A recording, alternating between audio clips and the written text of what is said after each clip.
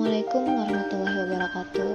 Saya Fitri Nurkamara Justin, Latsar CPNS, golongan 3, angkatan 16, kelompok 1 dengan nomor urut absen 8, akan menjelaskan atau mempresentasikan analisis isu efektivitas kinerja individu berdasar tupoksi.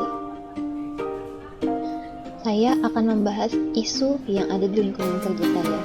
Kedua, menganalisis isu tersebut menggunakan analisis USG dan SWOT. Dan terakhir, memberikan alternatif solusi terkait isu yang dihadapi. 30 Juni 2021. Analisis isu efektivitas kinerja individu berdasar tupoksi di BKAD TAPI. Kutipan Albert Einstein, "We cannot solve our problems with the same level of thinking that create them." Yang artinya, kita tidak dapat menyelesaikan suatu masalah apabila kita berpikir sama dengan masalah tersebut. Kita harus berpikir lebih kreatif lagi. Identifikasi isu. Isu di tempat kerja. Yang pertama, isunya masih terhambatnya proses penyusunan raperda dan raperbuk di bidang akuntansi dan pelaporan. Dan yang kedua, kurang optimalnya penyelesaian SPJ di bidang akuntansi dan pelaporan. Dan yang ketiga, arsip keuangan belum tersimpan dengan baik di bidang akuntansi dan pelaporan. Analisis isu menggunakan metode USG. Isu masalah masih terhambatnya proses penyusunan raperda dan raperbuk di bidang akuntansi dan pelaporan memiliki urgensi 5, seriousness 5, dan growth 4, total 14. Yang kedua, kurang optimalnya penyelesaian SPJ di bidang akuntansi dan pelaporan dengan nilai urgensi 4, seriousness 4, growth 3, dengan total nilai 11. Arsip keuangan belum tersimpan dengan baik di bidang akuntansi dan pelaporan memiliki nilai urgensi 3, seriousness 3, dan growth 3, dengan total akhir nilainya adalah 9. Kemudian, analisis SWOT. Kekuatan yang ada di bidang akuntansi dan pelaporan itu adalah memiliki SDM yang handal.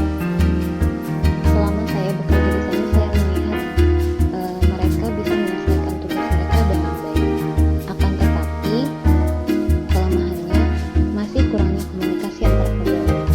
Jadi sering terhambatnya penyelesaian karena kurangnya komunikasi. Apa yang harusnya selanjutnya dilakukan itu terkadang terhambat. Ketiga, opportunities.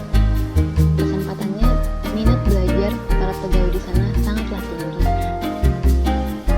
Mereka suka saling membantu pekerjaan satu sama lain dengan belajar apa yang harus mereka lakukan agar semua pekerjaan terselesaikan dengan baik. Ancamannya, apabila proses penyusunan raperda dan raperbuk terhambat, maka akan terhambat pula proses pelaporan kepada pihak eksternal maupun internal. Yang terakhir, alternatif solusi. Alternatif solusi. Isu yang saya angkat terkait adalah optimalisasi proses penyusunan raperda dan raperbuk. Penyebabnya belum terjadwalnya proses penyusunan raperda dan raperbuk.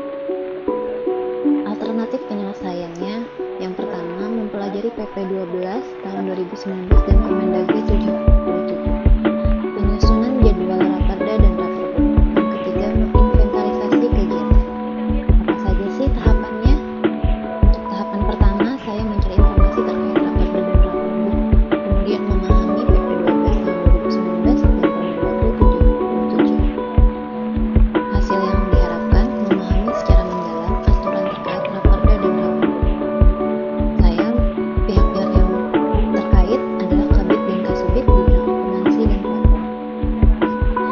Untuk tahapan yang kedua, penyusunan konsep jadwal raperda dan raperbuk dan mengkonsultasikannya kepada Kasubit evaluasi dan pertanggungjawaban.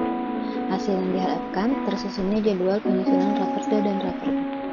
Pihak yang terkait